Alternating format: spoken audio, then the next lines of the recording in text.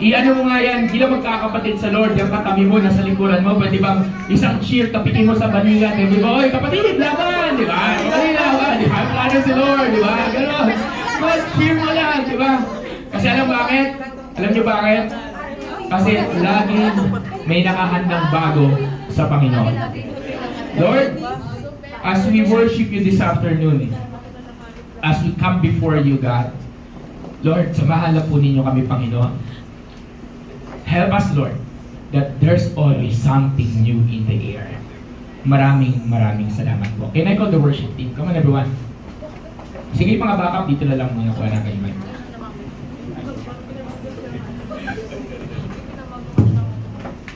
Sige, can I ask you be free? Tapos yung mga darating pa para magkaroon sila ng pwesto. Okay?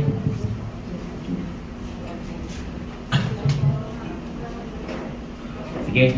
So, for the next 30 seconds on your own, can I invite you, just give thanks to the Lord right now.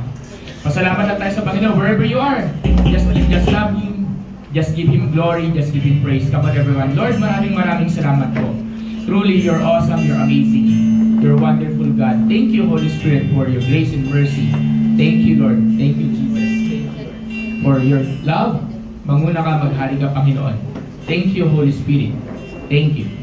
And you're making all things new, Lord. You're making all things new. Thank you, Jesus. Kaya sisimulan natin yung kanta sa all things new.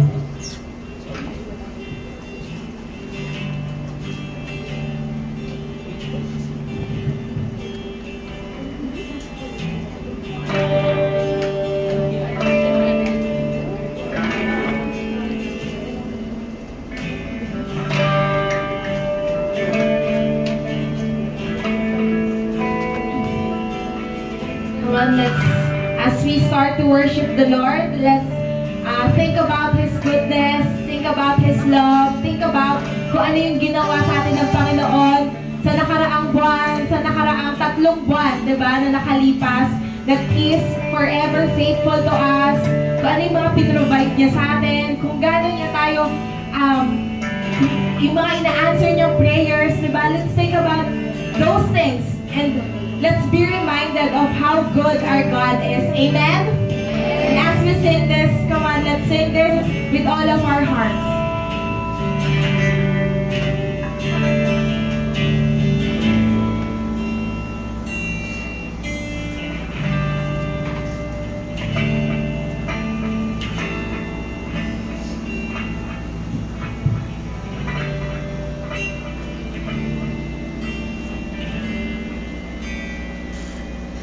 Your love's making all things new.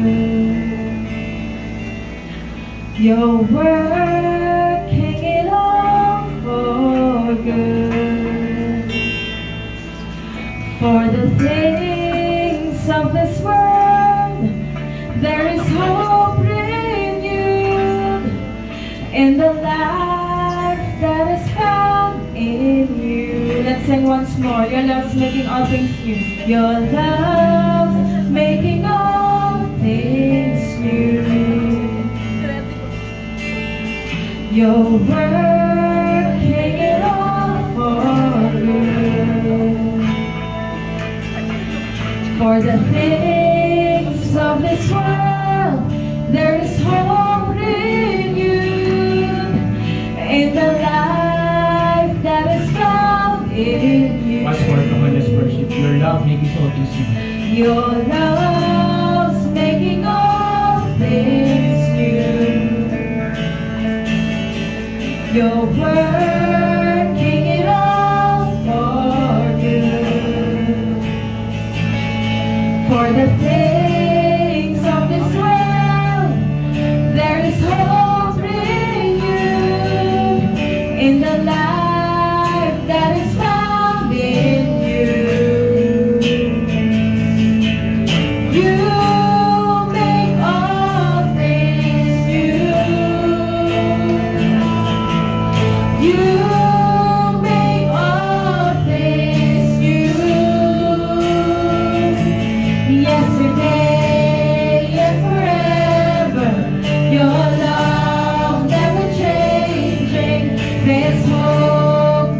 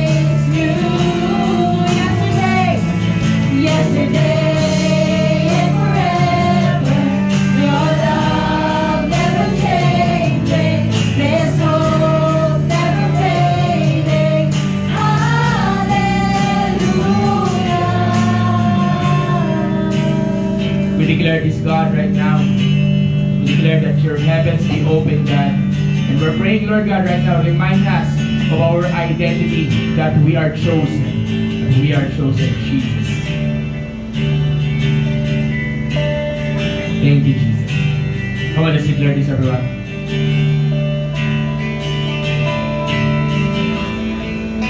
The heavens have been opened.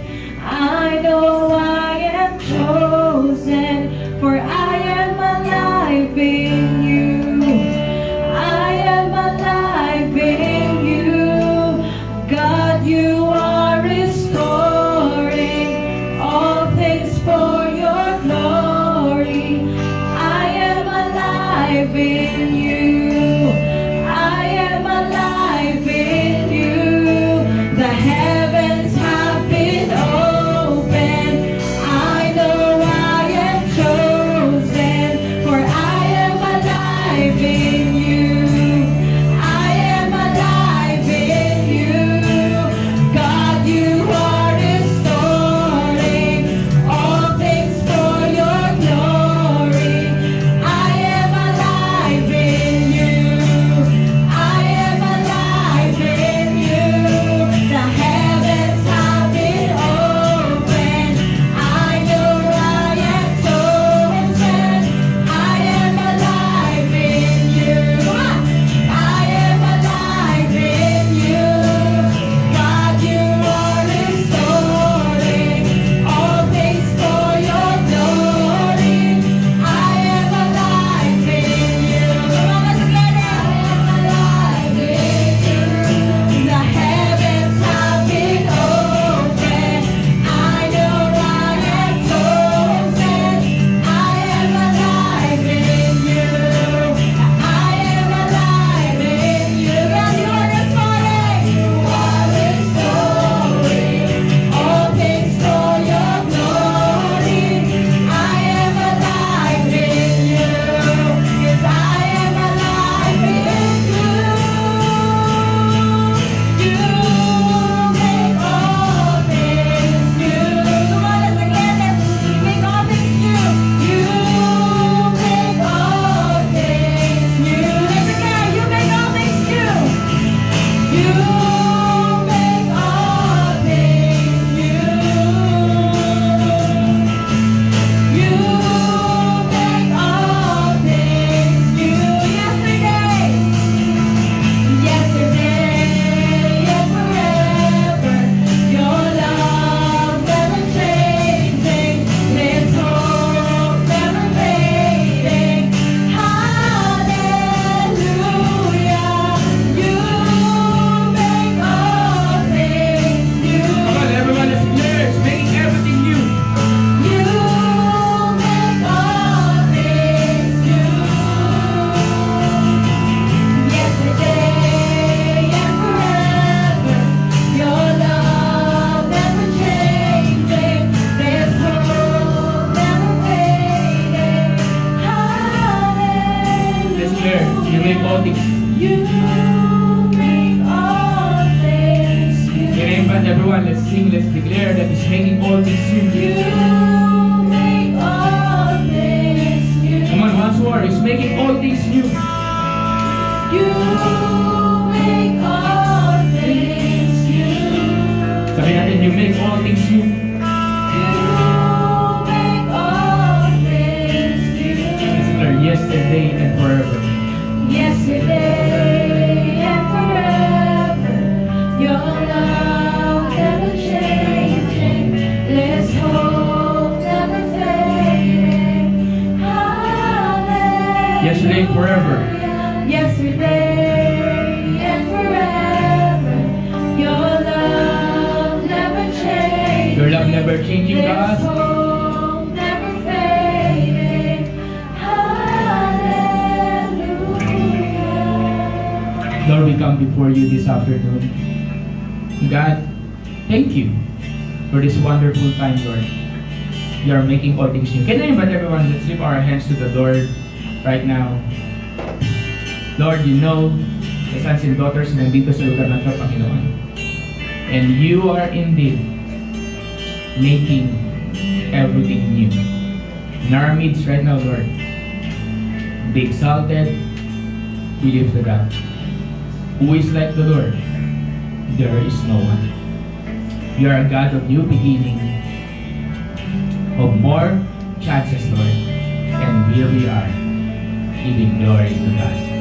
Thank you, Jesus. Thank you, Lord. Pwede ba natin palakpakan ng Panginoon buhay natin? Okay, let's remain standing. We're going to sing a new song to the Lord, okay? So, ngitiyan mo yung katabi mo, sabihin mo, God loves you. Yeah, God loves you. So, may mga bago tayong kakantahin, okay? So, may bago tayong kakantahin. Sige, let's worship the Lord, everyone. Let's continue to worship the Lord. Pwede pa ba natin palakpakan ang ating Panginoon na buhay? Come on! Ang hino na pala palakpakan natin. Palakpakan mo lang sa kanta.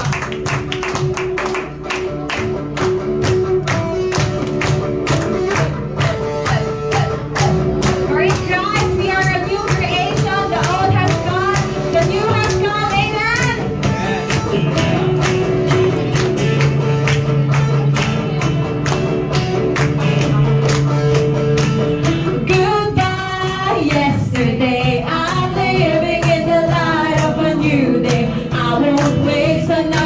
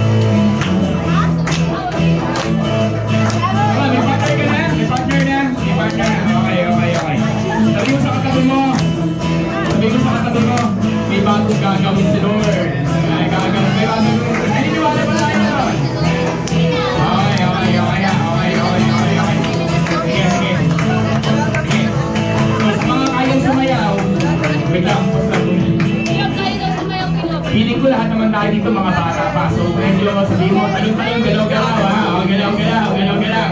Okay, galaw-galaw. Okay, minsan na naman to. Okay, galaw-galaw. Okay, galaw. Pwede kayo lumabas ang puwan nyo. Galaw ng konti. Okay? Sige. Let's declare this. Come on, everyone.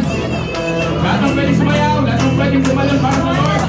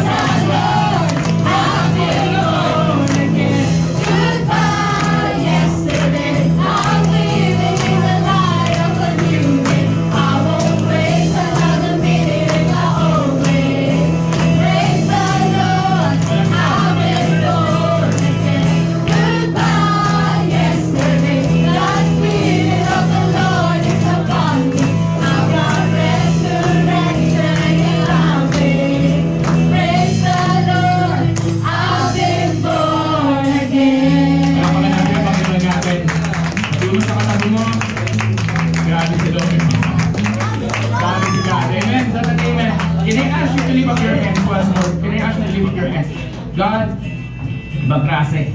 Yun nga eh, we've been born again. We are part of the kingdom of God already.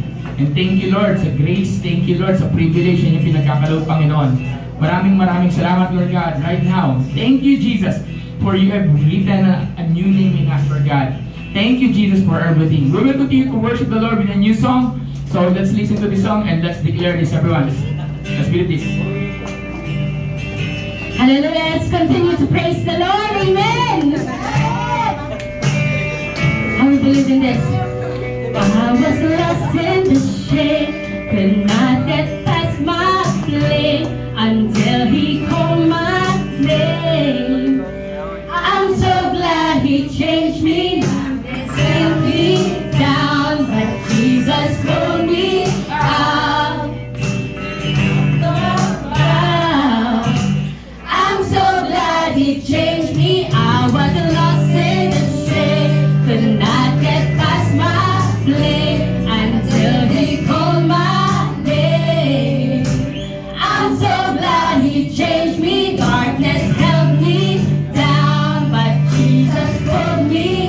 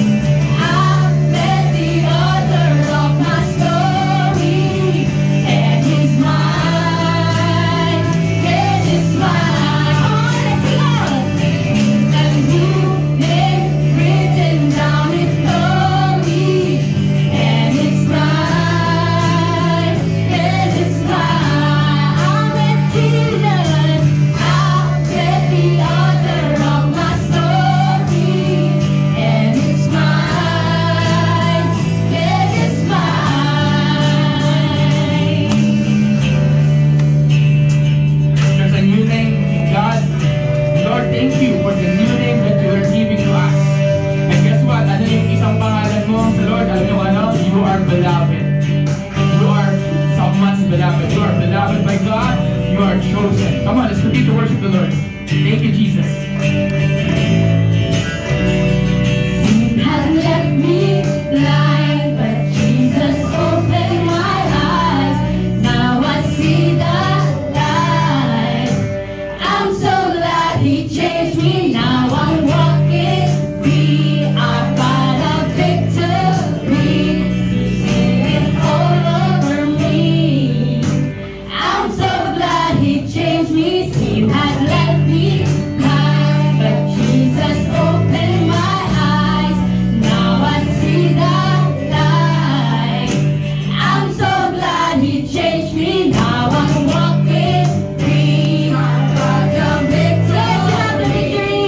It's all over me. We're so glad. I'm so glad He changed me. See, I'm now a new creation in Christ. The old has gone. The old has gone. There's a light. I live by faith, not by sight. Come on, let's remind ourselves that we are new creation. See, I'm now a new creation in Christ. The old has gone, there's a light. I live by faith, not by sight.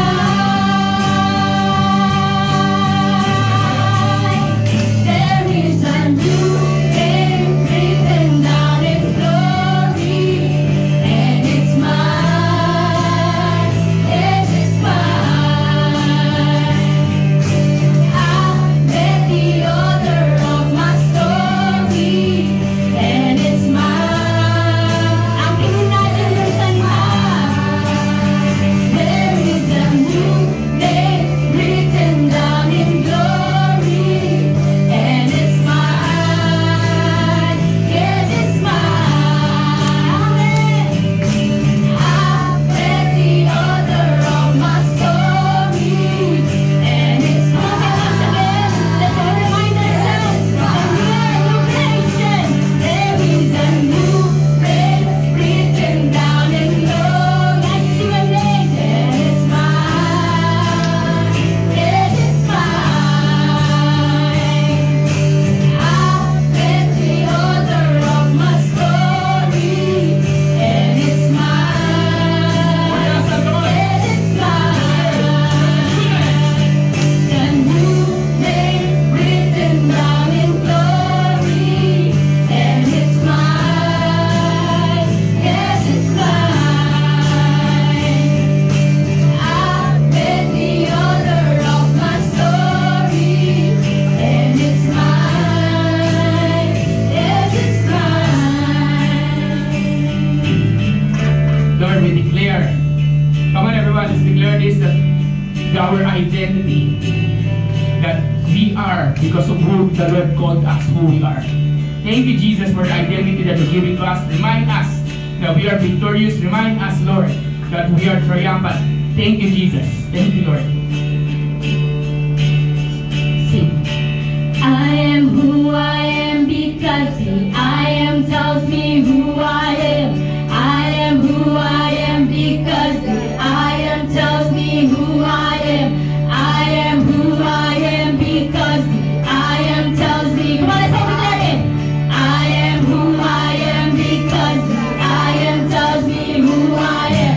I am who I am because the I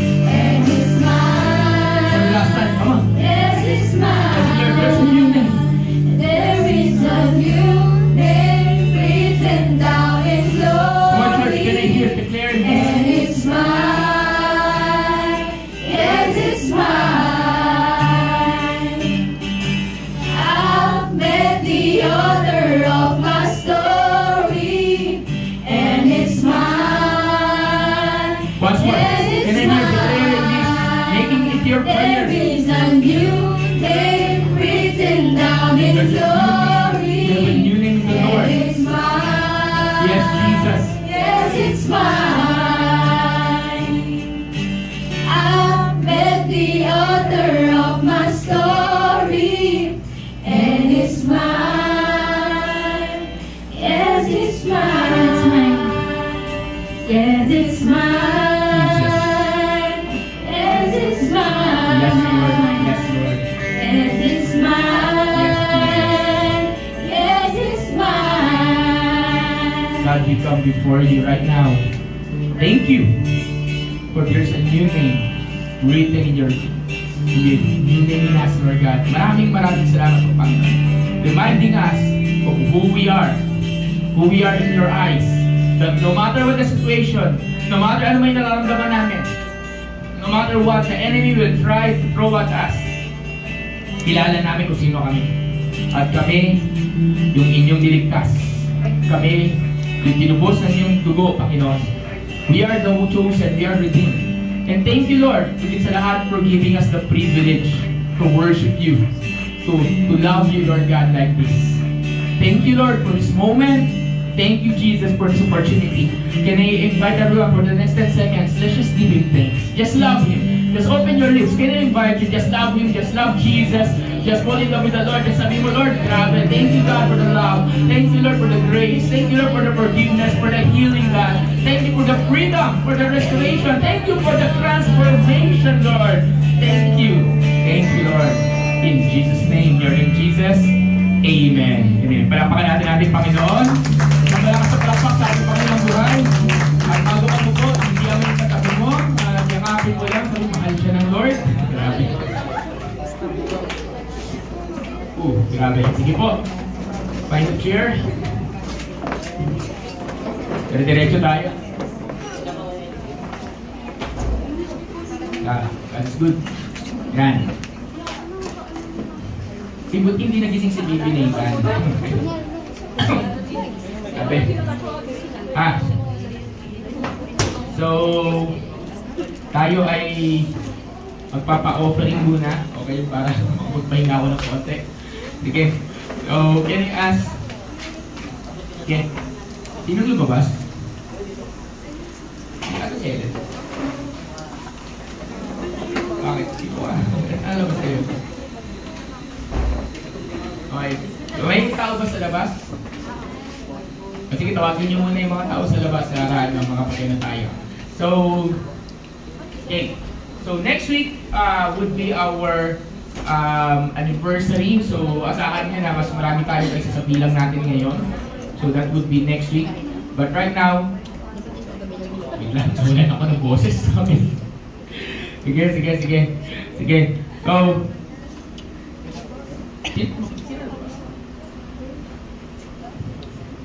okay. Sige, tawagin yung mga tao sa labas. So, next week, magkakaroon kayo ng anniversary. So, magbabago yung ayos nito. Asahan yung magbabago yung ayos nito. But, mamaya, magkakaroon tayo ng meeting regarding that. Kung ano yung gagawin natin sa anniversary. Ano yung mga bagay-bagay na gagawin natin. And it's very important for us to participate. Tapos, can I encourage you, everyone, next week, okay? Pati sa mga chikiting, sumama kayo next week, ha? Okay. Can I encourage you? Okay, hindi naman tayo dress to kill, okay? Huwag kayong mag-alala. Hindi tayo dress to kill, hindi pa gala night yun.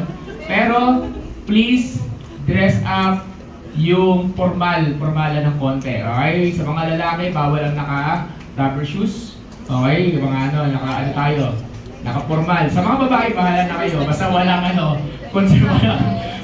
walang off-shoulder, walang backless, walang kita puso, walang gano'n, ha? Okay, walang kita legs, walang gano'n, okay? Okay. So, dress up. So, Pastor, mapakainit. Dito ba ka magbibihis? Yes, pwede kayo magbihis sa CR. And we're going to make a way na tomorrow, next week, bukas to, pati yung conference B, bukas yung aircon yan, okay? So, magdadagdag pa tayo ng electric fan kasi alam ko medyo mainit ngayon, okay? So, don't worry about that. Minsan lang naman tayo mag-gathering ng formal-formalan. So, lubos-lubosin natin. Amen ba? Amen? Ay, parang ayaw nyo, ha? Amen ba? So, sabihin mo sa katabi mo, magpagwapo at magpaganda ka next week, ha? Okay, pinakagwapo, pinakaganda. Lagyan natin ng konting reward. Reward na naman tayo. Okay. Okay. Kaya na tayo. Okay, game. So next week will be that.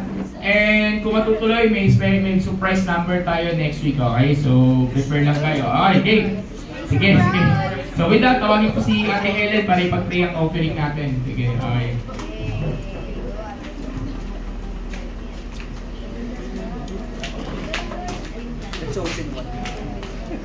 Ayun, ready naman tayo magbigay.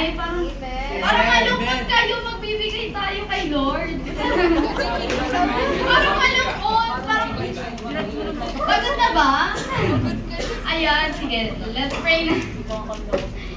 Yes, Father God, thank you, Jesus, for today, God, and we pray for this offering, God, na ito ay siksik-iklig at umaapaw pa, Lord, para sa pangailangan ng simbahan, God. And we pray, Lord, na as we give today, God, with a full heart, God, na andun, Lord, yung joy sa heart namin, na ibibigay namin, Lord, yung ibabalik lang namin, Lord, yung binigay mo sa amin, God. And thank you, Jesus, for everyone, Lord, who will give today, God, and will give tomorrow, God. And thank you, Lord. In Jesus' name, amen. Sige na, give na. Sorry na, lobot na siya. One part na.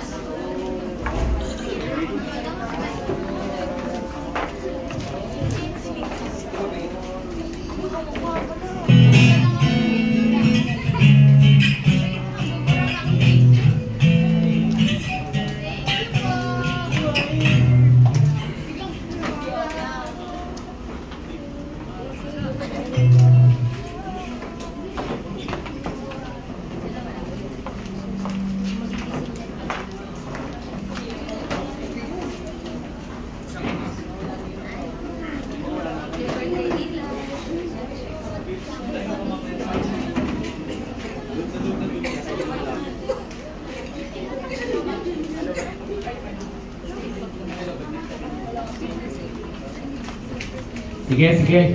Okay, praise the Lord. So, isang malakas na palakpak sa ating Panginoong buhay.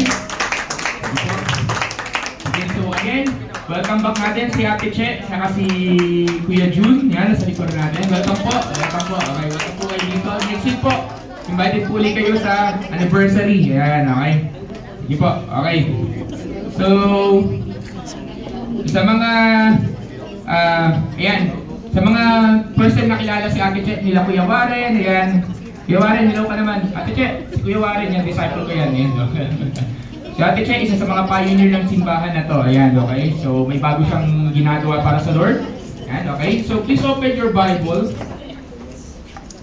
Okay. So, etong magandang preaching na to, most probably narinig na to ni Ate Bao ninyo sa kani Ate Che ninyo. Most probably baka may time na narinig na rin to ni Kuya Chris Bernio. Yan yung mga ninununa. So this is something na luma na, okay? Lumang preaching na to. Pero matagal ko nang huling hindi na i-preach to. And sabi ko nga sa inyo, walang kinalaman to sa new beginning. Pero medyo may paano to? Paano ba to? Parang pwede tayong gisingin ito para sa gagawin natin next week. So, this is something na binabasa ko nung isang araw. But let me start this with a story. Okay? Merong moment kasi na bago ako magpastor, kung saan planeta, saan lugar ako dinala ni Lord. So, nakapunta ako sa iba't ibang panig ng Pilipinas at iba-iba yung bagay na ginagawa ko. May mga doon na nagpi-preach, meron doon na nag-hold ng camp, meron doon nag-hold ng mga evangelism training and so on and so forth. Pero meron ako isang lugar na napuntahan na hindi ko makakalimutan. Ito yung lugar kung saan siguro sabihin na natin exposure ko. Kaya nang time na yun na in-expose ako dito ni God, hindi ko alam na ito yung way niya para i-ready ako sa pagtatayo ng simbahan o pagpapastor. So merong isang araw kung saan pumunta ako or in-invite ako ng isang mentor ko pumunta ng Cardona, Rizal. So magpapa-feeding program kami. Okay? So siguro sa iba dito narinig nyo na yung Cardona. So sinong taga Rizal dito? Ayan, okay? Alam mo yung saan Cardona? Ayan, okay. So So sa Cardona, Rizal, isa yan sa mga pinakamahirap na bayan sa Rizal. Okay? Yan yung halos lahat ng municipality sa Rizal nagra-rise up, naiiwanan ang Cardona. So, hindi maliit na bayan ng Cardona. Ito yung medyo malaki-laki rin ng konti. Pero, ano kami? So, we started na magpapa-feeding program kami kasama yung mga sponsor namin Australian. So, meron kaming feeding program ng mga pagkain sa mga damit. And ang gagawin namin, mamimigay kami ng stub nung araw na yon. Tapos sa stub na yon, merong merong pagkain ng damit. Pero bago namin mamigay ng stub, ang gagawin namin, i-group namin sila. Yung mga bibigyan namin, sila yung mga tinatawag nating informal settlers, or to be short, in other words, mga squatter. So sila yung mga tao doon na mga mahihirap. So what we did is, doon sa area na yon, mamimigay kami ng mga ng bigas and damit. Pero bago yon, mag-groupings muna kami. At doon sa konting groupings na yun, what we're going to do is we're going to share the gospel to them. So bago nila matanggap yung kailangan nila makuha, alam ko pumunta sila dahil may pagkain, may bigas sa kami damit. Share namin yung pinakamahalagang bagay na pwedeng ibigay. Ano yon? Yung gospel. Yung good news. Share namin si Jesus. At out ng 60 stub na pinamigay namin, 58 yung nag-show up. So dalawa lang yung wala, di ba? E nagulat sila, nakala nila pagkain lang ibibigay namin, nagulat sila may kasama mga damit and so on and so forth. So tuwa yung mga tao. Meron pa nga mga experience doon kung saan may dalagang ina, di ako yung mag-share sa kanya. At, sorry for the word, nagpadede sa harapan ko ng kanyang anak. So ako, ilang na ilang ako, hindi ko alam saan ako titingin. Pero kasi para sa kanila, wala lang yun eh. Wala lang yun eh. Pero syempre kami parang, uy, wait lang. Nag-share ako ng gospel. Sa kalagitnaan mo, pag-share ko yung anak niya bilang umiyak, eh syempre kailangan i-breastfeed. Yun, mga ganong mga experience. And, ang kwento nun, nung in-invite ako ni Pastora LV, nung mentor ko na pumunta doon, hindi ko alam saan Cardona, Rizal. Hindi ko alam saan yan, sa panig ng daigdig yan. Tapos sabi niya, ito lang sakyan mo, punta ka ng ganito, ito sasakyan mo, so binigyan niya ng instruction. Ang problema, nakatira ako sa malayong lugar ng time na yon, at may pangalawa pang problema, sakto lang pamasahe ko. Pag ako naligaw, hindi ko alam saan ako pupulutin. So mawawalan ako ng pamasahe, mawawalan ako ng wala akong idea. So eventually, I took the risk. So pupunta ako doon, gumising ako ng madaling araw, just to travel papunta ng Antipolo, at mula sa Antipolo doon ako sumakay ng Cardona. And praise God, hindi naman ako naligaw. So somehow, naging matagumpay yun. Yung araw na yun, naging matagumpay at nakapag-relax, nakapag-okay kami, and umuwi akong pagod, pero masaya yung puso. Naranasan mo na ba gumawa ng isang bagay na you took the risk, nagpa-istorbo ka sa bagay na ginagawa mo, you took the risk at uuwi ka na may ngiti. Diba? Kasi yun yung ibig sabihin na hindi na baliwala yung ginagawa mo. Ibig sabihin, pwede mo siya ma-experience kasi ano yun eh, nagpa-istorbo ko na dapat natutulog na lang ako eh. Dapat nagpapahinga na lang ako. Dapat nasa bahay lang ako nag-i-stay. Pero I took the risk. Kahit na hindi ko alam na yung pala yung magiging pintuan para makapagsimula kami ng church sa Cardona, Rizal, at hindi ko na alam na yung pala yung magiging simula ng Kalbaryo ko. Okay, mamaya na yung next sa kwento doon. So, nung araw na yon, may isang bagay yung tinuro sa akin si Lord. At yun yung sabihin mo sa katabi mo, magpa-istorbo ka. Sabihin mo sa katabi mo, please disturb me. Yan. Lakasan mo nga, sabihin mo, please disturb me. Yan. Diba, meron tayong do not disturb. Yan. Pero ito, please disturb me. So, pamilyar, di ba? Narinig na sa please disturb me. Istorbohin mo ako, di ba? Istorbohin mo ako, di ba? Magpa-istorbo ka. Kasi lahat tayo, ayaw natin nagpapa-istorbo.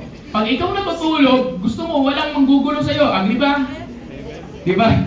Sino dito gusto na natutulog tapos maguguluhin siya, di ba? Di ba? So tayo, gusto natin na hindi tayo ginugulo. Ibig sabihin, what is disturbance? Disturbance is, kinakat yung peace mo. When somebody is being disturbed, your peace was being cut, your rest was being cut, or everything na ginagawa mo, di ba, ini-stop, pinaparalyze. Ganun lang yon. Yung nakasanayan mong gawin na babago, yun ang tinatawag na nai-istorbo ka. At normal sa tao, ang ayaw nai-istorbo. Tama po ba mali? Sino dito gustong tuwa-tuwa ka, ini-istorbo ka? Taas ang kamay. O sino dito naiinis ka, nagagalit ka pag ini-istorbo ka, may ginagawa ka? Kaya, gano'n, di ba? Huwag mo akong guluhin! Huwag mo akong guluhin! Di ba gano'n, di ba? Gano'n, di ba? Huwag mo akong guluhin! Ayaw natin. Di ba? Okay lang sana. Okay lang na. Siyempre, pag may kailangan gawin, tapusin, focus, work, study, siyempre dapat hindi ka nagpapa-istorbo. Pero, sa kaharian ni Lord, sa kaharian ni God, dapat ang Kristiyano handang magpa-disturb. Pakibuksan po ang Bible ninyo sa Luke. Saan yun? Yan, okay. Luke chapter 10. So, ang topic ko ngayon, please disturb me. Yan, okay. Luke chapter 10, verse 25 to 37, which is very familiar sa atin itong kwentong doon. The parable of the Good Samaritan. Okay, basahin muna natin ang buo. Okay. So, Luke chapter 10, verse 25 to 37. On one occasion, an expert in the law stood up to test Jesus. Teacher, he asked, what must I do to inherit eternal life? Tawag dito, jump tayo sa ano? Jump tayo sa 30, tawag dito, sa verse 30. Verse 30. In reply, Jesus said, a man was going down from Jerusalem to Jericho when he was attacked by robbers. They stripped him of his clothes, beat him, and went away, leaving him half dead. So may tao daw na binugbog, na papunta ng Jericho, may binugbog na tao. Tapos may dumaan, verse 31. A priest happened to be going down the same road, and when he saw the man, he passed by on the other side. Then verse 32. So to a Levite, when he came to the place and saw him pass by on the other side. So nakita nila nila yung binugbog na tao. Nakita nila yung sugatan, nakita nila yung nangangailangan. Anong ginawa nila pagkakita? Sabihin mo, pass by. Pass by. So sila, instead na tumigil at tingnan kung ano nangyayari, they pass by. Question. Lahat tayo siguro dito guilty. Sino sa inyo nakakita ka ng, alam mong may mamamali mo sa dadaanan mo? Tapos, instead na dumiretso ka sa dadaanan mo kasi ayaw mong mamigay, tumawid ka sa kabilang kanto. Dalawa yung gano'n. Tumawid ka sa kabilang kanto. O kaya, naghanap ka ng ibang daanan kasi ayaw mo mag-guilty ayaw mo konsensya di ba? Ayaw mo, di ba? O kaya dyan sa footbridge, dadaan ka sa footbridge, nakita mo mayroong matandang babae sa dulo, di ba? Anong ginawa mo? Doon ka sa kabilang footbridge mo ba? Di ba? So sabihin mo sa katabi mo, guilty ka yata. Ayan, okay? So alam mo naman mag-ganon. Sino sa atin nakaranas na yung honest lang yung tipong hinintuan mo talaga yung tao. Hinintuan mo siya to give something. Hindi ko naman sinabi lahat ng pulubi, hinintuan nyo Okay, linawin ko lang. Okay? Pero yun talagang na-touch yung heart mo, you took an effort na may matandang kailangan umakit ang hagdanan, tinulungan mo. Diba? Naalala natin yung isang kasama natin dito. Sino ba yun? Nakalimutan ko. Wala siya dito. Diba? Bigla niya kinuha yung gamit ng matanda. Akala magnanakaw. Di ba? Pababa ng footbridge. Tutulong lang pala. Di ba? Parang ganon. So there was this something na minsan, sino sa atin, you took an effort para hintuan yung nangangailangan. Minsan ang problema sa Kristiyano sa atin, ito. Listen everyone. Hindi ka naman Superman na pwede mo matulungan lahat. Hindi tayo Superman na pwedeng matulungan yung lahat ng namamalimos or in this case kasi parang gano'n, nangangailangan. Pero, merong tao na minsan na ipapakita sa atin si God at itatouch yung heart mo. Question is, anong ginagawa mo doon sa kurot na nararamdaman mo sa puso mo pag nakita mo yung nangangailangan mo yun? Okay? So, sino sa atin dito, tignan may katabi mo, sabi mo, ikaw ba yun? Tanungin mo muna, ikaw ba yun? Yan. Na huminto ka, umuulan, at naka-experience yung payong mo, ibinigay mo dun sa nauulanan. Di ba? Di ba? O kaya yung jacket mo, binigay mo sa nauulanan. O kaya yung pagkain mo, binigay mo dun sa lagay kasi ba ako? O, di ba? O kaya wala ka kayang ibigay. Ano lang, yun nga, tumulong ka, di ba? Tumulong ka sa kailangan tumulong, di ba? Pinto ka.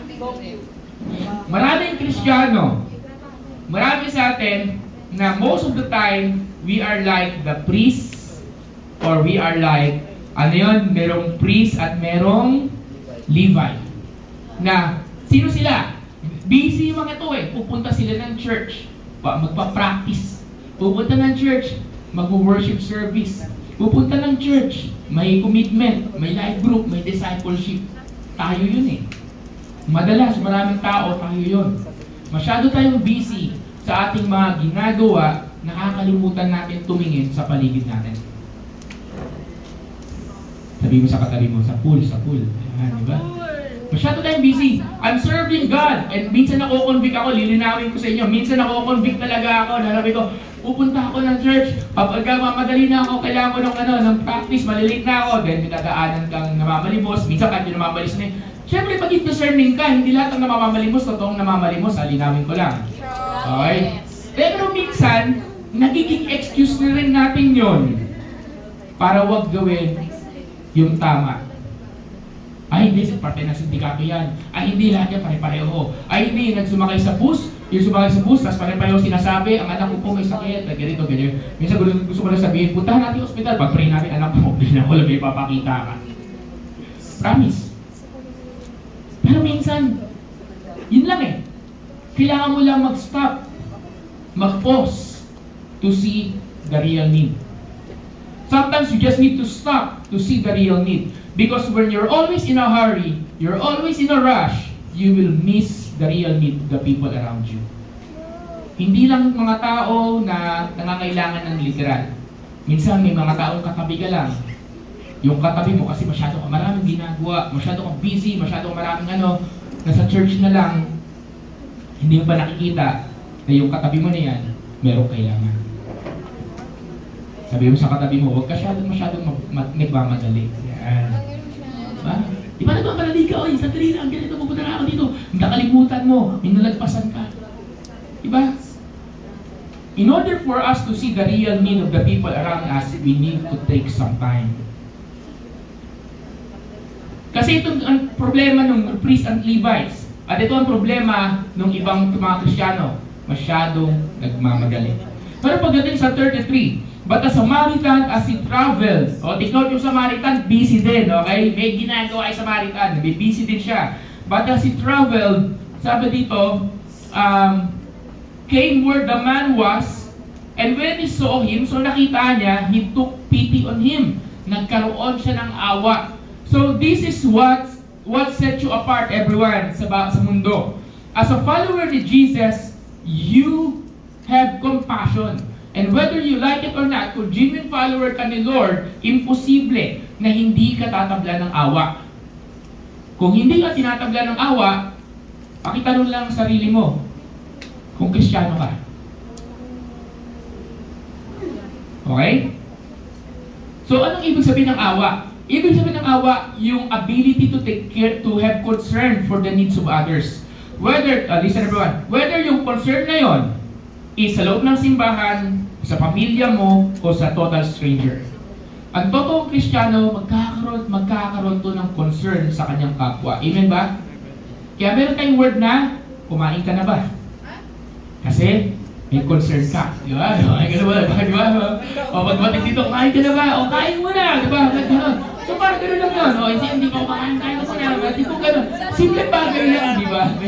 Kasi you have concern na baka nagugutom siya di ba? O kaya ano pa pwede natin? Makasimpleng bagay lang sa loob ng simbahan, Naligo ka ba? Di ba yung tipong, di ba mga simpleng bagay na gano'n? Pero, yun nga, pag tayo, listen, hindi tayo marunong ng word na self-pity, ng pity, hindi tayo marunong ng word na compassion, ang lagi lang natin makikita yung sarili nating pangangailangan at mamimiss natin yung pangangailangan ng iba. Okay? So maraming Kristiyano na ganon. Pero sinasabi dito ni Jesus na tulad ng Samaritan, nung isang Samaritan, ng Good Samaritan, take note, the Good Samaritan, sila yung tinatawag na outcast sa Israel. Hindi sila purong taga-Israel, hindi sila purong Hudyo. Okay? Hindi sila purong Hudyo, tinatawag silang mixture. So sila yung outcast. Kung sino pa yung outcast, kung sino pa yung hindi mukhang religious, kung sino pa yung mukhang hindi nagsaserve sa Lord, siya pa minsan yung nagpapakita ng pagiging totoong Kristiyano. And unfortunately, even the world tells it. Di ba? Na minsan hindi tayo ma-differentiate if we are truly follower ni Jesus or not. Di ba? Hindi tayo ma-differentiate. O, talaga born again ka, kailan pa? Di ba? Hindi halata. O, talaga follower ka ni Jesus, pat ganyan. There should be a difference. Sabi nga ng kanta kanina, transform tayo ni God. Amen ba? So, ang tanong, na-transform ba tayo? Okay? Then, tuloy. Mga maingay dyan. Bakit may notes kayo dyan, ha? Okay. Okay? Okay, nadidistract na ako. Kanina pa eh. Okay. So, sabi niya, he went to him and bandaged the wounds, pouring oil and wine. Then he put the man on his donkey, brought him to the inn, and take care of him. What does it mean? Nag-take ng effort itong tao na to. Hindi lang siya huminto. Hindi lang niya nakita yung need. Hindi niya lang na-recognize yung need. Pero may ginawa siya. Sabi mo sa katabi mo, may gagawin ka dapat. May gagawin ka dapat. Hindi mo lang pinanood. Hindi mo lang sinabi yung salitang ito. Ipag-pray na lang kita. Maraming Kristiyano gusto tumulong. Hindi ko nilalahat ha. Hindi ko nilalahat. Pero maraming Kristiyano may kakayanang tumulong, pero they make a choice to say the word, pagpe-pray ko na lang kasi wala ako ngayon. Pero yung totoo, meron talaga. It's sometimes nagiging excuse o cliche yung salitang ipagpe-pray na lang kita, I will pray for you, I will pray for your needs, I will pray for your healing, and so on and so forth. And personally, naranasan ko to nung time na na-aksidente yung nanay ko. Marami akong kaibigan na Christian, unfortunately, marami nagsabi sa akin, pray for your mom, ganyan-ganyan. And kung sino pa, yung mga tao na hindi ko masyado nakakausap, they are the one who responded. Anong point nun? Hindi ko ginajudge sa bawat isa. Pero ang sinasabi ko lang, na there are times in our lives na nagiging excuse natin yung salitang masyado tayo nagiging spiritual. Gumagawa tayo ng tinatawag na spiritual excuse instead of doing some actions. As Christians and as follower of Jesus, yung panalangin mo dapat susundan ng galaw. Amen ba? Walang nag-amen. Amen ba? Amen. So yung sabihin mo sa katabi mo, hindi pwedeng hanggang prayer lang. Diba? May action yan. Yung ginawa niya, hindi lang siya nagmasid. Hindi niya lang na-recognize yung need niya. Kundi ang ginawa niya, he went to him and bandaged his wounds, pouring on oil and wine, then he put it in his donkey. Napakahirap na nga. Diba? Hindi niya lang ginamot. Dinala niya, nilagay niya sa donkey niya, tapos brinot niya sa inn, diba? And took care of him, tapos inalagaan niya. Take note, hindi niya pinabayaan. Hindi niya sinabi, bahala ka na sa buhay mo. Bahala ka na dyan. Hindi ganon. He took time. Nag-pause siya, naging intentional siya, and he did something. So please lang, kapatid, sabihin mo sa katabi mo, kapatid, gumalaw ka naman. Diba? Please disturb me. Sabihin mo sa katabi mo, please disturb me. Lakasan mo, please disturb me. Yan. Bakit? Kasi kailangan, pag na-istorbo ka, doon ka lang gagalaw. Diba? Diba? Kung na-istorbo ka, doon ka lang gagalaw. And this, ito yung ginawa ng Samaritan dito. Ito yung ginawa, ang problema sa atin, kasi please disturb me, may kasunod yun. Please make me inconvenient. Inconvenient ba? Inconvenience. Ano ba? Inconvenient. Okay. Please make me inconvenient. Tanggalin mo ako sa comfort zone ko. Palagay niyo po, dito yung Good Samaritan na to, na-istorbo. Yes. Palagay niyo, natanggal sa comfort zone siya? Yes. Bakit? Kasi may kailangan siyang gawin eh. But instead na unahin niya yung kailangan niyang gawin, inuna niya yung pangangailangan ng iba. And this is the problem, and this is where I want to encourage everyone, I want to challenge everyone, I want to motivate, inspire, and convict lahat tayo. Sabi mo sa katabi mo, meron tayong pwedeng magawa. Amen? Meron tayong pwedeng magawa. Bakit nag-i-invite tayo ng tao? Kasi we want to reach them for Jesus. Bakit ginagawa natin yung effort na to? Kasi we want them to know the Lord. Nagiging inconvenient tayo para sa kanila, hindi pwede. Uulitin ko, hindi pwede na hanggang nagmamasid ka lang, hanggang prayer ka lang. Hindi magbubukas ang pintuan hanggang hindi ka umaapak doon. Pastor, gusto kong Bible study. Let's pray for Bible study. Okay, patapos mo mag-pray. Anong next gagawin mo? Invite your friends. Invite your classmates. Amen ba? Bakit ayaw niya na mag-amen? Diba? May nangangailangan. Kunyari dito sa church, may naputulan ng kuryente. Anong gagawin mo? Sige, pag-pray na lang kita. We don't do that. We don't do that. What we do is this. Halika, mag-offering tayo para doon sa pagbayad ng kuryente. And kapatid, church, nasabi ko, ginagawa talaga natin yun. Ginagawa natin yun. Hindi yun salitang ano lang. So, ano yung point na sinasabi ko? Just like the Good Samaritan, we should always be ready to obey God kung ano man yung papagawa ni Lord. And kadalasan kung ipapagawa si God, ito ay gagawin kanyang inconvenience. Ayaw mo nito. Kasi may sarili kang dapat gawin. May kailangan kang unahin. May kailangan dapat puntahan. Pwede bang sabihin mo sa sarili mo? Sabihin mo sa sarili, paistorbo ka. Paistorbo ka. Di ba? 35. The next day, he took out the 2 denarii and gave it to the innkeeper. Look after him, he said, and when I return, I will reimburse you for any extra expense that you may have. What does it mean? Kailangan niya umalis eh. Hindi naman sinabi dito na pinabayaan na ng Good Samaritan yung kailangan niyang gawin. Pagkatapos niya magawa yung kailangan niyang gawin, balik siya sa dati niyang kailangan gawin. Pero sinabi niya, mag-iiwan ako babalik ako. At kung meron ka pa magastos, babayaran ko. Anong ibig sabihin nun? Sacrifice. Diba? In order for you to be disturbed, in order for you to become inconvenient, you need to make some sacrifices. There are things na kailangan natin isakripisyo. Oras, pera, panahon, ano pa? Effort, strength. Ano ang mga bagay na nasa sakripisyo mo na? And sometimes, most of the time, most of the time, those sacrifices parang walang pinupuntahan. Sino nakaka-relate? Diba? Sometimes and most of the time, I don't know kung anong tama sa inyo, parang feeling mo, dami ko na nagastos para walang pinuntahan na. Ang dami ko nang ginoras nila para walang pinuntahan and so on and so forth. And as a pastor, I've been telling myself, minsan napapaisip ako tulad ng inopen ko kanina na verse na parang minsan, you're working for something, then parang walang pinupuntahan. Kasi, sa totoo lang mga kapatid, Church, Jesus Generation Revival, dating band, I wanna say this. The Lord just, I believe, nilagay lang ito ni Lord sa heart ko. When you're doing something for the Lord, actually, hindi ka dapat nag-expect ng reward. Madaling sabihin. Mahirap tanggapin. Pero si God kasi rewarder talaga. Pero when we're doing something for the Lord, even the sacrifices, minsan parang as a human being, you're asking God, Lord, paano naman ako? Paano naman yung akin? Paano naman yung hinihingi kong answered prayer? Paano naman yung fulfillment ng promise? And so on and so forth.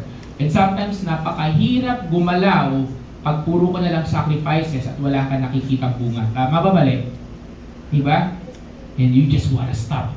Sino dito dumating na sa point ng buhay niya na you just wanna stop? Gusto mo na lang kuminto. Gusto mo na lang ano. Pero again, sabi mo sa katabi mo, may choice ka kapatid. Ulitin natin, sabi mo, may choice ka. Di ba? May choice ka. Ano? May choice ka. Either magpapaistorbo ka, o may choice ka na mananatili ka kung nasaan. Tinanong dito ni Jesus, which of these three do you think was the neighbor to the man who fell into the hands of the robbers? The expert in the law said, the one who had mercy on him. Jesus told him, go and do likewise.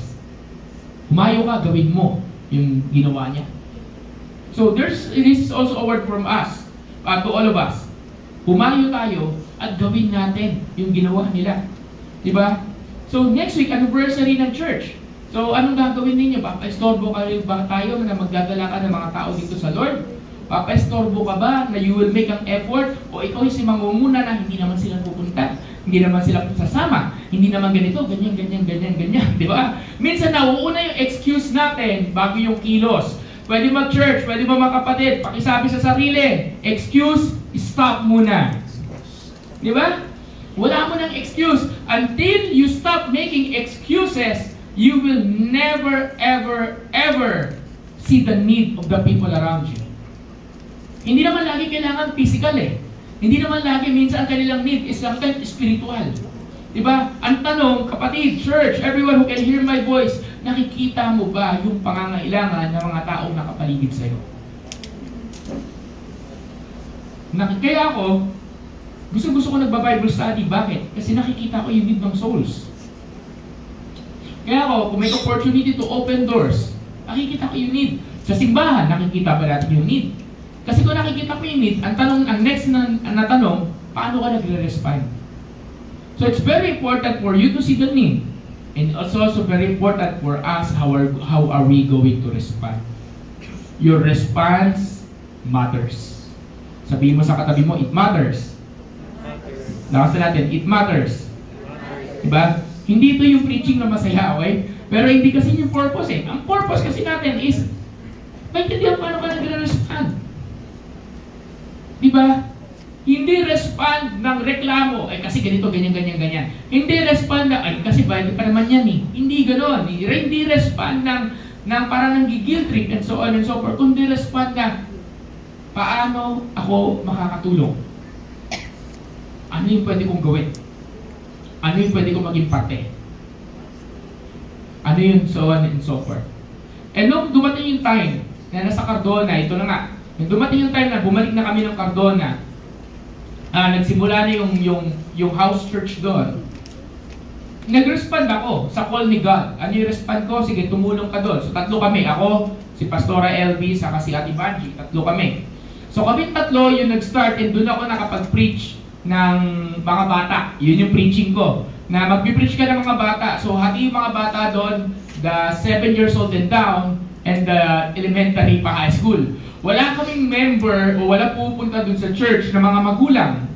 Yung mga kumuha ng mga pagkain at kumuha ng mga damit, ang ginawa nila is pinadala nila yung mga anak nila. Yung mga anak nila yung pupunta doon sa Sunday service. And what we did is nilagyan namin ng malaking speaker yung labas ng bahay para rinig na rinig yung kantahan, rinig na rinig yung preaching doon sa mga kapitbahay. Pero yung audience ko, kids. So kalahin mo, pipreach ka, pang kids. Di ba? Saya, di ba? Kasi edad ni Bilog, mga ganyan, mga kids, mga ganyan. Kasi edad nila DJ, mga ganyan. Yan mga kids, mga ganyan. So ako, may experience ako, may tanong ako, kung ikaw yung preacher at mga bata yung preaching mo, mga bata yung magiging audience mo, at hindi mo alam mga bata magiging audience mo, anong gagawin mo? You need to adjust. So sa akin, ganon. So sabi ko, sige, mag-respond ako. So nag-respond ako, Lord, sige, salamat po. Hindi ko akalain na yung experience ko sa Cardona, will be one of the hardest experience sa pag-serve ko sa ministry. Yung iba narinig ito eh. Hindi ako papasok ko ng Cardona Rizal kasi sa Cardona po, may mga bagay doon na mga nangyayari na siguro kung kukwento ko sa inyo, medyo mawibirduhan kayo, so hindi ko na lang kukwento. Okay? Pero sabihin natin ito yung pinakasim na kwento. Papasok ako doon sa Cardona Rizal at tutulong doon sa mga Bible study doon, tutulong doon sa pag-gather ng mga kabataan doon. And what will happen next is magsisimula ako magkaroon ng pantal sa buong katawan ko. To the point na yung pantal na yon sobrang makate, namumula. At talagang bumibili ako ng Caladril. Alam yung Caladril, yung kulay pink. Ganun. Nilalagay ko yan sa buong katawan ko. Mainit na makate. Tapos, paglalabas na ako ng Cardona, papunta na ako ng Antipolo doon sa bahay ni Ate Banji, yung tinutuloyan ko before. What will happen next is magsusubside yung pantal na yon. Mawawala sa katawan ko. Tapos kala ko normal lang allergy. Then papasok ulit ako ng Cardona, same story. Hindi ako pumasok ng Cardona na nawalan ng pantal. To the point na sa sobrang inconvenient ko doon sa pantal, sinigaw ko talaga to. Sinigaw ko to sa Lord. Sabi ko, hindi na ako babalik ng Cardona. Buwan talaga ako. Sobrang inis ko, sa sobrang kate, sobrang hirap. Sabi ko, hindi na ako babalik ng Cardona. Ni-review ako ng mentor ko, ni Pastora LV during that time. At sabi niya, dapat hindi mo sinasabi yan. Dapat hindi mo sinasabi yan. Nanahimik ako. Yan sabi ko, oo nga, tama. Hindi ko alam na yun pala yung isa sa magiging training ground ko. Na one day, God will call me as a pastor of the church. Hindi ko alam na yung sacrifices na yon is God is preparing me for something. Kasi nangyari po, yung time na yon is around 20, I believe that's around 2012. Nagsimula yung church, 2012 nga ba? Basta gano'n, 2011, mga araw 2011. Pinanganak yung church ng 2013. Not knowing na God is preparing me.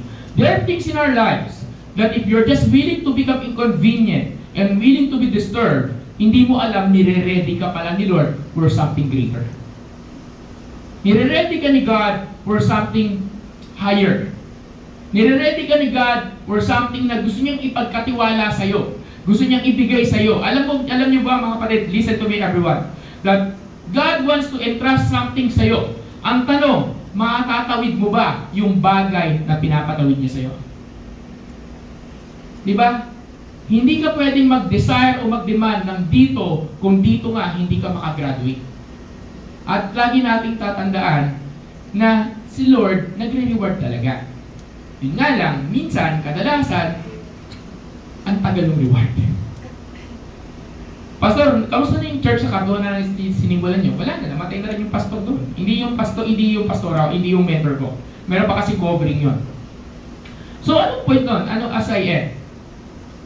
Point on is this, let us become like that good Samaritan. Na even though there are sacrifices, you're willing to endure. Sabihin nga natin salita, endure. Lakasan natin, sabihin natin, endure. Lakasan pa natin, sabihin natin, endure. Okay, ang problema sa atin, everyone, is this. Gusto natin ng saya, ayaw natin ng endurance. We need to endure the hardship. We need to endure the disturbance. We need to endure the inconvenience. Amen? Hindi siya madali. Pero, it is worth it. Sabihin mo nga, worth it. Worth it. Diba? So, can I ask si Helen? So, I'm going to end with this. Then we're going to sing a song na lagi natin tatandaan na sa kabila ng lahat, si Lord lagi may ginagawang greater things. Na sometimes, you see the sacrifice, you see the pain, nakikita mo yung iyak, nakikita mo yung lungkot, yung luha, and so on and so forth. But always remember, si Lord, hanggang hindi sinasabi ni God na tapos na ang kwento, hindi pa tapos ang kwento. So always see what the Lord is doing. Is that an amen? Amen. So for the last time nga muna, pwede bang tapikin mo yung nasa gilid mo tabi and so on and so forth. Sabihin pa, estorbo ka naman. Estorbo ka naman. Diba? Estorbo. Okay, now. Tingin mo muna ako.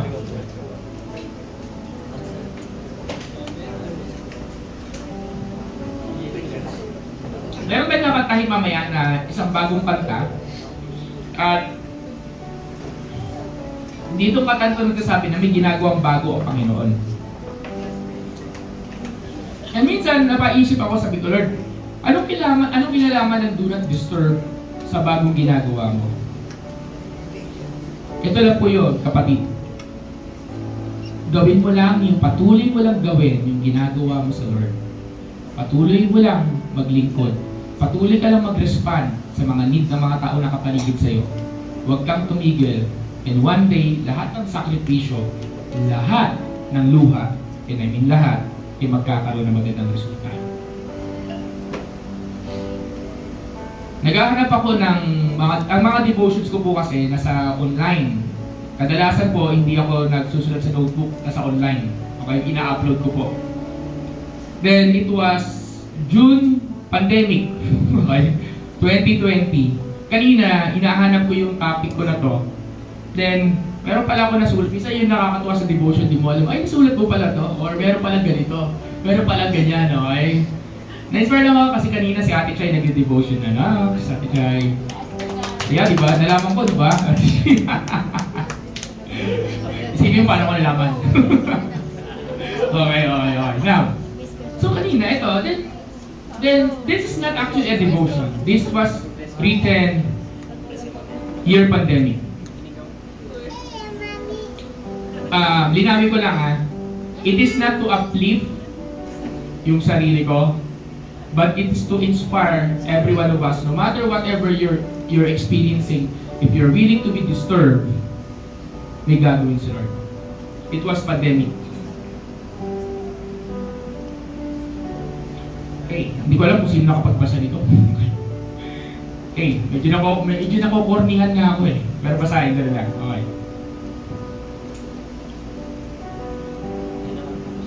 Okay. Maraming pagkakataon na ako'y paulit-ulit na nagtatanong sa Panginoon kung hanggang kailan ito. Okay, please, can I ask, kinig lang tayo kasi poet ito.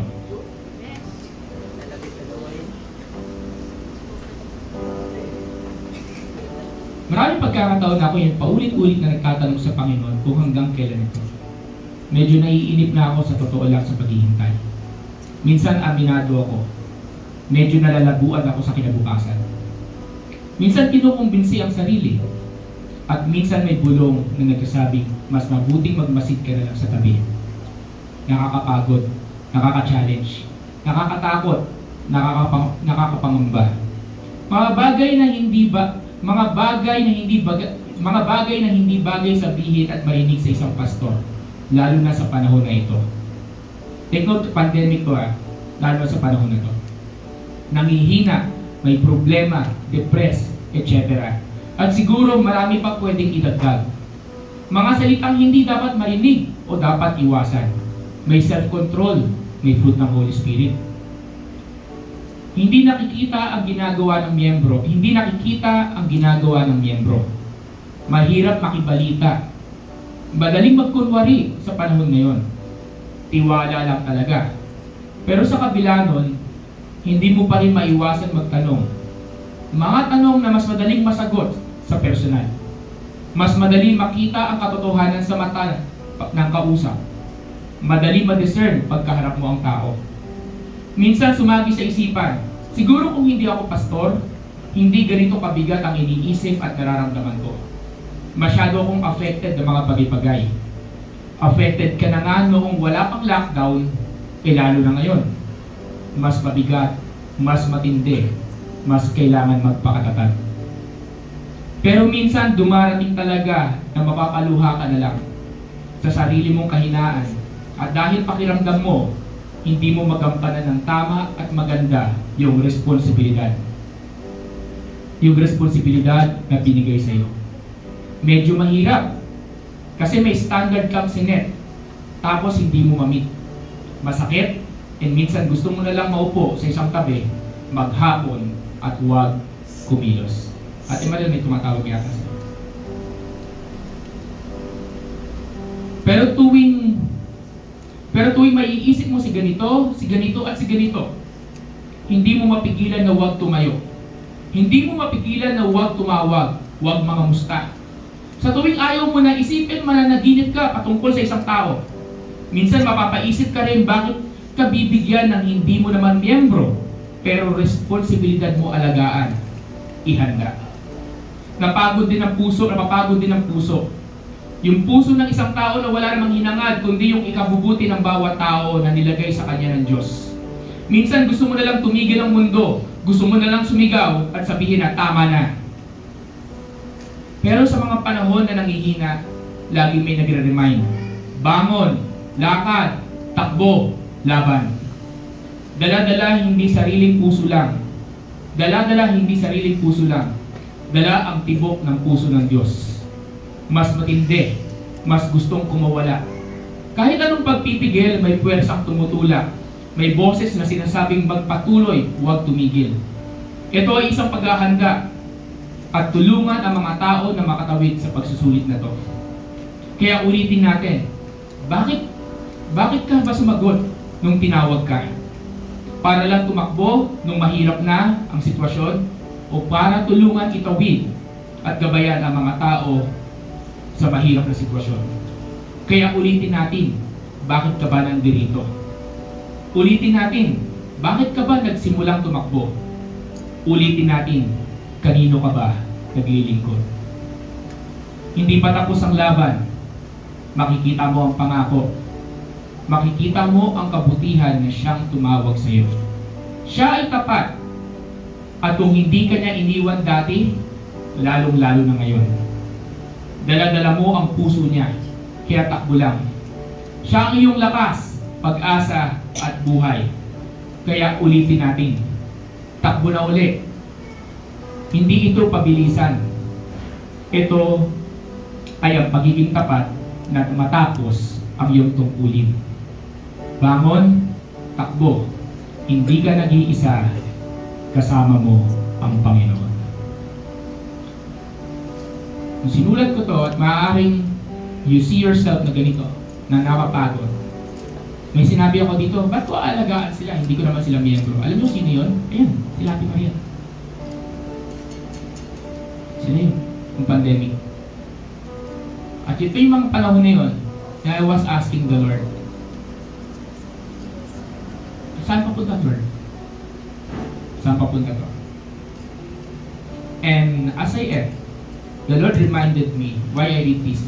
Because sometimes, nakakapagod tumakbo. Nakakapagod mag-meet ng needs ng ibang tao. Nakakapagod magpatuloy. Pero always remember, sa dulo nito, sabihin mo sa katabi mo, hindi pa tapos si Lord, takbo ulit. Ulitin natin, kasama natin ang Panginoon. Is that an amen? Diba? So, kaya nasa everyone tayo tumayo.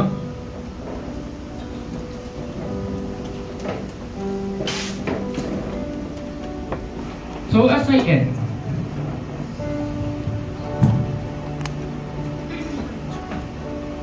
as we end, how about ready tayo magpa-disturb? And this is something na sinabi ko nga sa inyo, not to lift up myself or to lift up everything, but to inspire. Na if you see the person na nasa harap ninyo, is ito yung ginagawa. I know, in my heart, that you can do much, much better than that. May pwede kang gawin. May pwede tayong gawin. So I'm calling the church, kailan tayo kikilos? May pwede tayong gawin.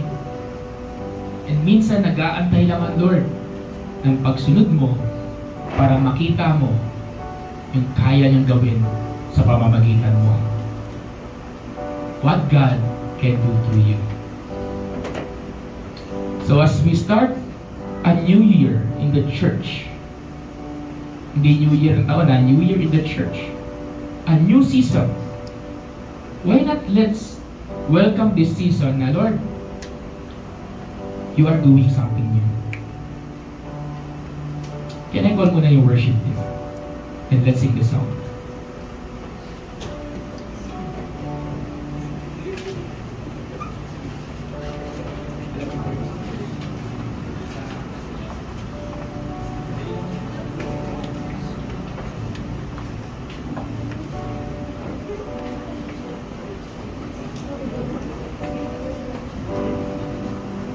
Can I pass ating madasahan? So we're going to sing this song.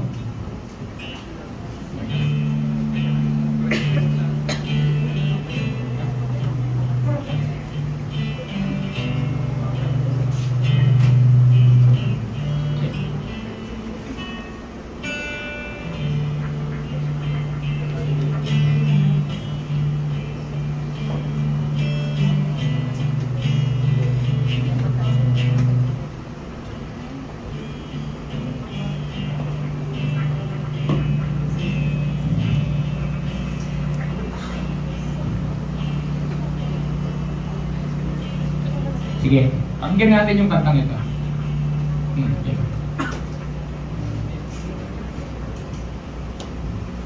Do not think about the seasons that have happened. Do not set your heart on former things that have been. God is doing something. God is doing something new.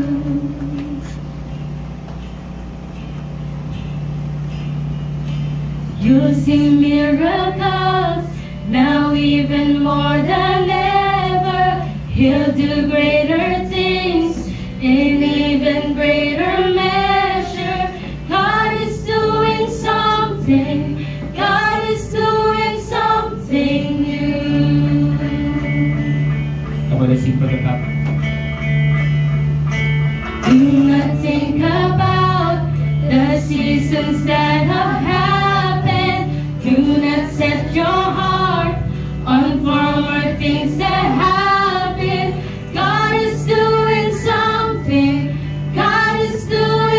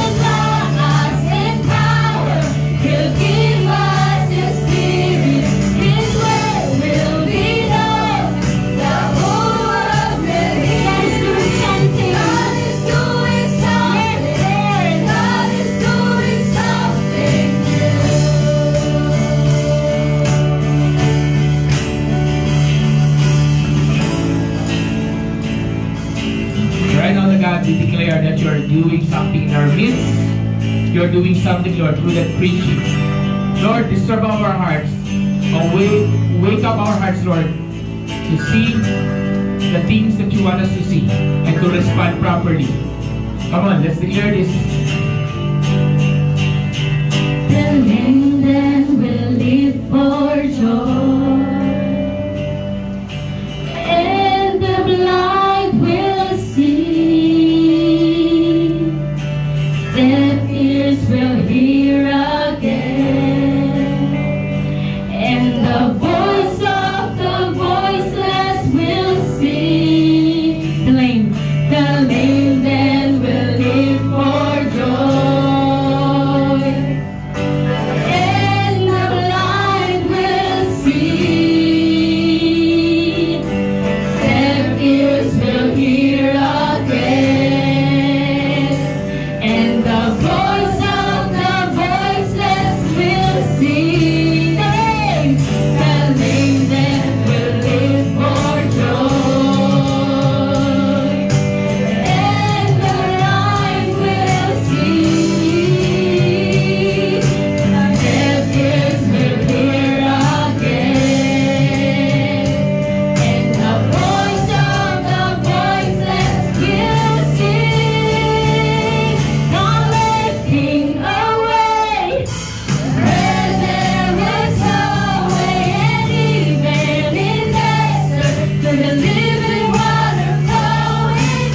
God is doing something.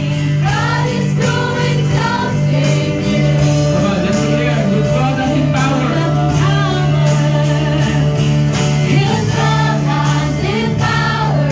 He'll give us His Spirit. His grace will be known. The whole world will hear it. God is doing something. God is doing something new. Lord, we are praying right now that as we end this worship service, you are doing something. Lord, yun nga gusto namin i-connect na there's a new beginning. And parte ng bagong simula na yung Panginoon, na lahat ng hardships, lahat ng hinihintay na yung Panginoon, you're going to see it, you're seeing it, you're rewarding it. Pero Lord, kami as a church and as your follower, help us to respond properly. So sometimes church, gusto ko sabihin na nakakapagod pagantay. Pero I just want to say this, that God is really doing something. Most probably, hindi mo nakikita. Binago lang namin yung lyrics nito But this is really a song ni God sa'yo. Let's sing yung chorus, and I want everyone here to listen. Yung kung pwede yung worship team lang yung kumanta. And as if it is God who's singing to you, who's saying this to you, who's saying na, may plano ako sa'yo.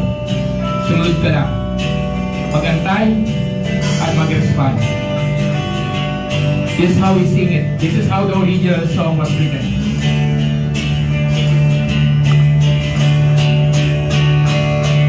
I'm making a way where there was no way, and even in desert, where the living water flowing. I am doing something. I am doing something new.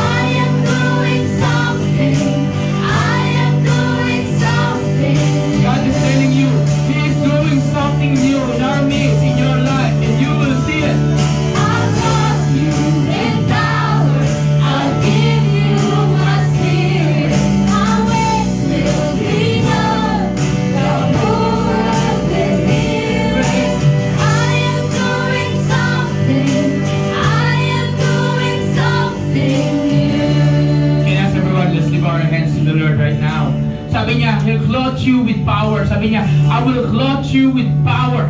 I will give you my spirit. Diba? Why? Para saan? It's not for you. It's for you to be used by God so that people will see Christ in you. So that people will see the power of Jesus in us. So that people will see Jesus Christ in you. Diba? So that you will become the light to the world. You will become the light to the Gentiles, to the nations. Because you have a calling. You are chosen. You are beloved. You were chosen by God. And right now, Lord, I pray to everyone here that pour out your Spirit, Lord God, and let the power of the Holy Spirit remind us, refresh our hearts, Lord, that you have a call, that you have an assignment, that we have a purpose, God. And Lord, hayaan mo kami ma-disturb. Hayaan mo kami mawala sa inconvenience namin, sa convenience namin, Lord God. At Lord, ay tulungan, Panginoon, to see the needs of the people around us and to respond. Nasa loob man ng simbahan, bahay, o sa labas. Help us, Lord, to respond. Mapa-spiritual man to, physical, emotional, mental, financial, o ano man, Panginoon. Help us to respond. Lord, here are your people. Here are your sons and daughters. God, refresh those who are weary, those who are weak, doon mga napapagod na Panginoon. Strengthen them, Lord God. Refresh them, Lord. Kami as a church, refresh us, God, for this new year in our lives, God. We are declaring, Lord God, right now, that you are doing something. You are doing something. Let's declare. God is doing something. Thank you, Jesus. Come on, let's declare. Jesus, you're worthy, worthy. Jesus.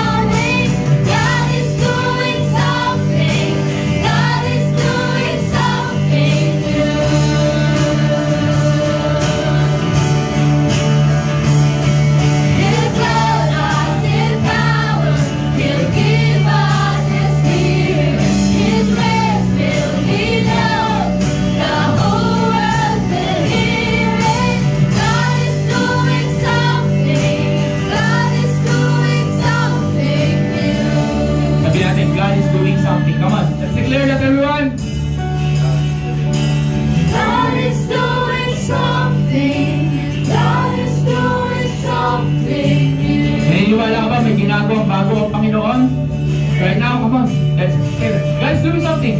God is doing something. God is doing something new. Amen. Lord, bless everyone today. Can I ask everyone to lift your hands right now and I speak upon you that you are the head and not the tail. You are above and not beneath. I speak the blessings of the Lord be upon you and I declare the covering of God. I speak right now, favor be upon you right now wherever you go. Sabi sa Psalm 23, the Lord is your shepherd, you shall not want. And Lord, I pray, na pag-alis namin sa lugar na ito mamaya, hanggang itong linggo na ito, preparation week para sa anniversary, Lord, use us to advance your kingdom. Use us to see the needs of the people. Use us to respond to the need. But help us, Lord God, to see the things the new things that you are doing. God, maraming salamat po. Thank you, Lord. Thank you, Lord. And this we declare in Jesus' name. And everyone says, Amen. Amen. Salamat natin ang Panginoon natin. Can we go around? Sabi mo, may bagong ginagawa, Lord. Can we go around? Sige, let's go around. Pakain natin ang bawat sa God bless, guys. See you anniversary, okay? Next week. Okay? Yan, mamaya meron tayong meeting. Sige. So, picture taking muna tayo. Picture taking tayo muna. Bago malis sila natin check. Okay? Sige, let's picture taking muna. Okay, game.